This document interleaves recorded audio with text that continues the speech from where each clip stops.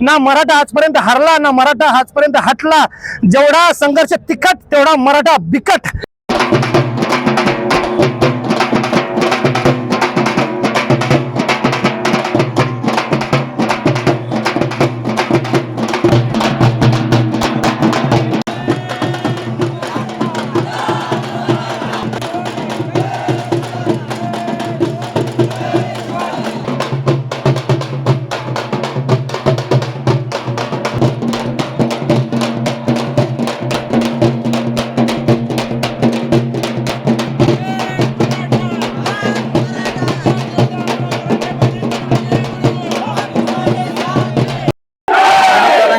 मागील 5 दिवसापासून आंदोलन होते, आमरण उपोषण सुरू होतं।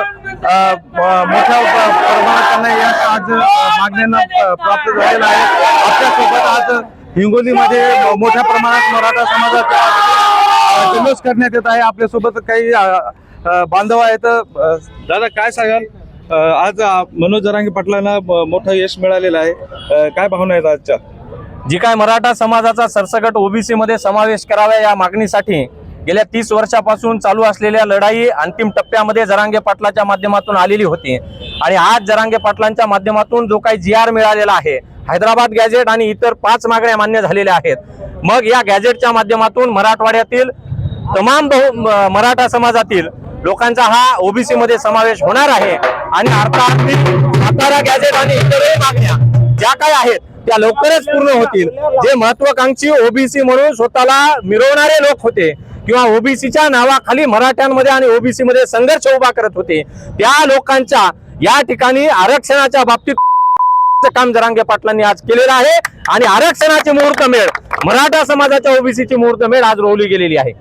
आंदोलकांना वेळोवेळी त्या ठिकाणी टार्चर करण्यात आलेलं होतं, मात्र त्याकडे सरकार लक्ष देत नव्हतं। मात्र दादांची तब्येत खालावली होती आणि त्यानंतर हा निर्णय घेण्यात आलेला आहे। कसं वाटतं? खरं तर मागणी तसा पुरवठा हा शासनाचा नियम असतो आणि त्या पद्धतीने गेली अनेक वर्ष झालं जरांगे पाटलांच्या माध्यमातून मागणी होत होती। निश्चितच शासनाच्या आणि प्रशासनाच्या मनामध्ये मराठ्यांच्या विषयी कुठलीही सहानुभूती नव्हती आणि त्याच पद्धतीने कुठल्याही पद्धतीचा मराठा आरक्षणाचा लढा जो आहे तो अंतिम टप्प्यात आलेला त्यांना मिटवायचा नव्हता। आणि सरकार पुरस्कृत जाती जातीमध्ये तेढ निर्माण करायचा हा जे काही सरकारचा प्रयत्न होता, तो प्रयत्न जातीवादी सरकारचा प्रयत्न जरांगे पाटलांच्या माध्यमातून हाणून पाडला गेलेला आहे। आणि हा हाणून पाडण्याचा जो काही आमचा प्रयत्न होता तो डाव सरकारला अपयशी ठरवायचा होता आणि जाती जातीमध्ये आणि धर्माधर्मामध्ये भांडण लावून सत्ता हस्तगत करायची होती। म्हणून हा लढा संपवण्याचं देखील सरकार पुरस्कृत जे काही प्रकरण होती ती आज जरांगे पाटलांच्या माध्यमातून संपलेली आहेत। निश्चितच पाटलांच्या लढ्याला मोठं यश आलेलं आहे। काय भावना आहे आज मोठ्या प्रमाणात? आज सर्व आमचा जो मराठा समाज आहे एकदम आनंदित आहे। आमचा संघर्ष होता, मनोज भाऊ जरांगे पाटलांनी जे आंदोलन केलं होतं आणि आम्ही सुद्धा मुंबईला 5 दिवस होतो, या सरकारने मराठा समाजासाठी यांनी पाण्याच्या बॉटल बंद केल्या होत्या, शौचालय बंद केले होते, रस्त्यावरची लाईटी पण बंद केलेली होती। या सरकारला वाटलं मराठे हरतील, मराठे पळतील, पण या सरकारला मला तुमच्या माध्यमातून सांगायचं आहे, ना मराठा आजपर्यंत हरला, ना मराठा आजपर्यंत हटला। जेवढा संघर्ष तिखट तेवढा मराठा बिकट। आणि ताकदीने जर सरकारने या 2 दिवसामध्ये जर समजा GR जर मान्य केला नसता आणि जर मनोज दादाच्या तब्येतीला जर काही कमी जास्त झालं असतं तर या सरकारला कळालं असतं की मराठा काय करू शकतो। आज चंदावर ते तंजावर पर्यंत मराठा समाजाने झेंडे लावले, त्या समाजाला जाती जातीमध्ये गुंफवण्याचं काम या सरकारने केलं होतं। परंतु संघर्ष होता मनोज जरांगे पाटील यांच्या माध्यमातून ते हाणून पडला आणि सर्व बहुजन आम्ही एकच हो असा आदर्श आम्ही मुंबईत जाऊन मनोज जरांगे पाटलाच्या हस्ते शिकलो। सर्व समाज, सर्व बहुजन समाज आमच्या सोबत आहे, याच्यामध्ये खूप आम्हाला आनंद वाटत आहे। निश्चितच दादा आज GR आलेला आहे, काय भावना आहेत? निश्चितच आज GR दिला त्याबद्दल आम्ही भरपूर खुश आहोत। त्याबद्दल आम्ही सर्व समजा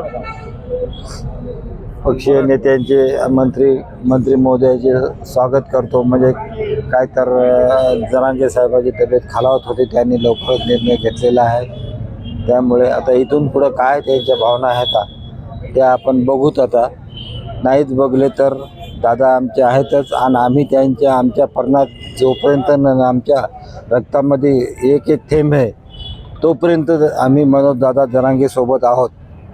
निश्चितच GR आलेला आहे, आज खुश आनंदात आहेत, पण परंतु जर परत जाण्याची वेळ येईल का, काय वाटतं? सरकार मायबाप असतं आणि मायबाप सरकारवर आम्ही विश्वास ठेवून आज आम्ही त्यांचा कौल स्वीकारलेला आहे आणि सरकारचा निर्णय आम्हाला मान्य आहे. सरकारनं ती काळजी घ्यावी की सरकारला त्रास, सरकारला कोर्टात जावं लागलं, सरकारला एवढे सारे आमच्यावर सोडावे लागले. मुंबईला जर पुन्हा जायची वेळ जर सरकार येऊ द्यायची नसेल तर सरकारची ही जबाबदारी आहे की आजचा हा GR त्यांनी मराठीच्या अंगावर पडलेला गुलाल, हा गुलालाचा कुठेतरी सन्मान राखावा ही सरकारची जबाबदारी आहे. निश्चितच गुलालाचा कुठेतरी सन्मान राखावा अशा भावना या ठिकाणी मराठा आंदोलकांनी केलेल्या आहेत. महाराष्ट्र